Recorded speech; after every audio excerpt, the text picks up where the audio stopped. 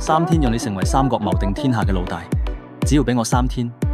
作為人人抽到嘅第一個武將，丁鳳用佢開荒如何配對呢？丁鳳呢位子將唯一用途就係寧夏新手開局開荒低級地，然後後面再等級召喚成更強力嘅橙色武將，比如第2日就能免費領取嘅孫策。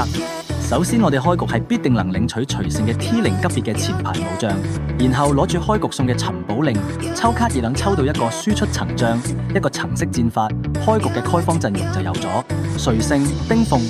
再嚟個橙將，隨機就可以帶第2個戰法，隨勝必帶最強防禦戰法秘奇銳氣，你抽到嘅橙將再帶上抽到嘅橙色戰法，丁鳳帶追擊類型嘅戰法，比如夜食。實際上系統會自動俾你推薦武將該帶嘅戰法，哪怕你係小白，亦都能好快嘅上手，靠呢個隊伍完成前幾章嘅新手任務，同埋拿完第1日嘅出陸封王任務，獎勵綽綽有餘啦。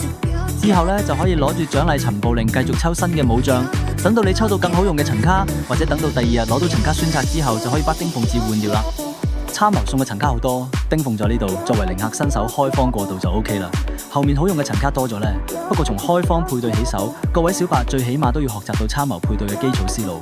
陣容最好係前排加輸出加輔助節，亦可以係前排加2個輸出，千祈唔好係全前排或者係前排帶2個輔助，否則係一點傷害都冇有。白白挨打之後能配出啲乜樣嘅隊伍，就睇大家之後能抽到咩樣嘅卡啦。亦祝各位在今後能夠連連出金。呢期視頻就講到呢，最後唔好忘記關注更多攻略，不容錯過。下期視頻再見啦，拜拜。